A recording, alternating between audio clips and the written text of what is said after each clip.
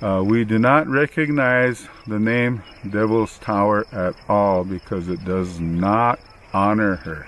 Mitakuye Oyasi. Gerald Onefeather, chairman of the Ogallala sub-tribe within the Lakota, would start to open a dialogue with the National Park Service. He explained that the tower is a sacred place not only to the Lakota, but to several other tribes as well. Onefeather would lead a renaissance of summer solstice rituals that took place at the tower. Most of these rituals are kept private from outsiders, but some practices involve tying prayer flags to the trees. Interests between the rock climbers and the Lakota would clash in the coming years. More Lakotas were participating in the summer solstice festivals. Just as rock climbing continued to grow in popularity, the act of rock climbing creates a tremendous amount of noise that would echo off of the tower, interrupting religious ceremonies on the ground. Not to mention that the act of rock climbing in itself is seen as an act of desecration. Avril Looking Horse, a Lakota spiritual guide, said, "Climbers make lots of noise and come near our people when they are praying. By doing this, they disturb our efforts to obtain spiritual guidance. When climbers hammer objects into the butte, it is like they are pounding stakes into our bodies."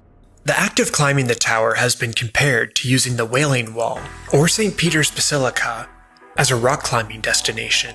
The National Park Service was asked to mediate in an attempt to balance the needs of the tourism industry and the dignity of the Lakota people. The National Park Service attempted to implement a compromise.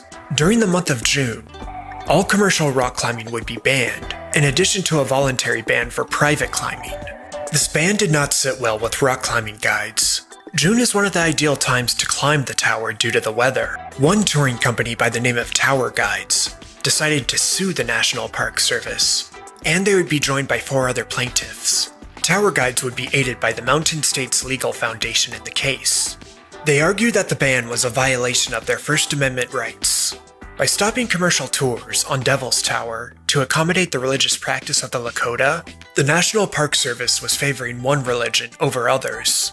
The National Park Service flinched at the lawsuit and made the entire ban voluntary regardless if it was commercial climbing or private climbing. Nonetheless, the plaintiffs continued with the lawsuit and wanted the voluntary ban removed completely.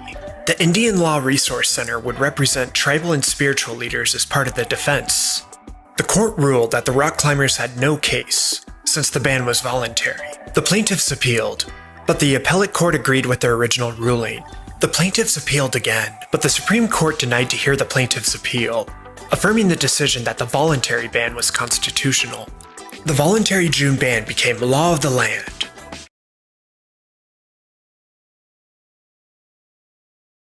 The Army commander of the military escort, Colonel Richard Dodge, wrote that the indigenous people referred to the formation as Bad God's Tower, which he modified to Devil's Tower. The earliest official maps, however, label the formation as Bear Lodge, a direct translation of the Lakota name Mato Tipala. The origin of the name remains a mystery, but when President Theodore Roosevelt declared the site the first national monument in 1906, Devil's Tower became the official name.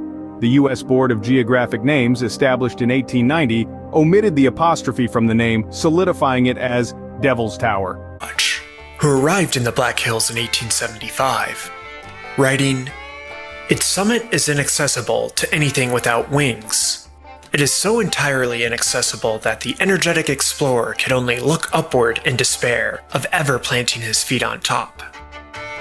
Dodge would again ask the Lakota what they call the tower, and went on to make a major translation error. In the Lakota language, the name for black bear is Wa'ankis Cha, and the name for bad spirit is Wakanshi Cha. As such, Dodge believed that the prior expedition were the ones who made the mistake, and he would rename the tower. He originally named it Bad God's Tower, but would further modify it to Devil's Tower. Colonel Dodge popularized the natural beauty of the sea's territory in a book aptly named The Black Hills. It became a bestseller, and the name of the Great Butte would now be known as Devil's Tower. The United States was entering a phase where the preservation of natural wonders was popularized, and Devil's Tower became protected land. Still, the tower had little touristic value, due to transportation technology at the time, get national attention, as parachutist George Hopkins became stranded on top of it after a publicity stunt went terribly wrong. There you go. He served with the RAF and was at Dunkirk. Now, finding life at home too dull and slow, he maroons himself on this rock. The job was neatly done, all right. We can see his parachute and George himself as we fly around the top with a camera, but he can't get down.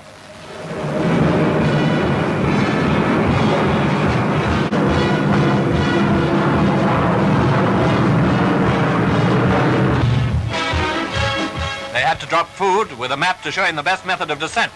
But he never got more than 100 feet down, and then there was still another 1,100 to go. After being marooned for almost a week, rescuers, led by a famous climber, got him down. He'd had a most unpleasant time, but maybe he wanted publicity. He certainly got that. The whole ordeal created a media frenzy, and about 7,000 visitors would go to the park to watch the rescue unfold. This may have made Devil's Tower a national icon.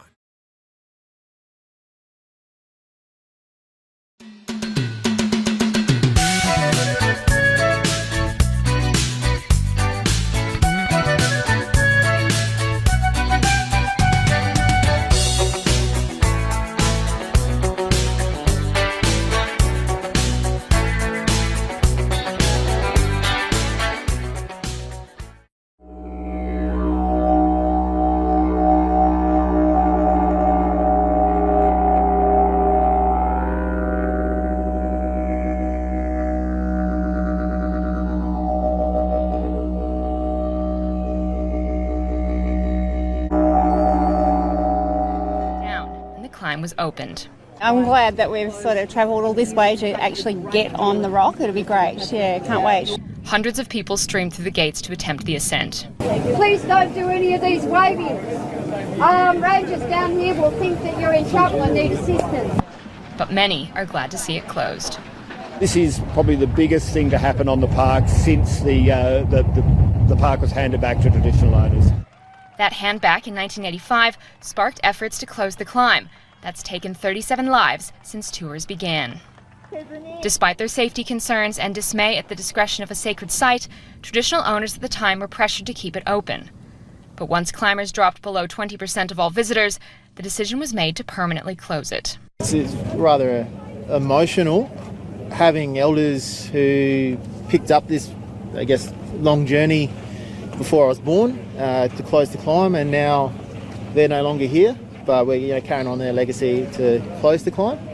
From tonight, infringement notices will be handed out for anyone climbing the rock, much to the relief of people working in the park. Rangers will be able to go out and do ranger work. They'll be able to give more interpretive walks. They'll be able to spend more time keeping the park tidy and clean rather than actually looking after visitors and doing rescues. Anangu traditional owners have asked for decades that tourists not climb Uluru out of respect for its cultural significance.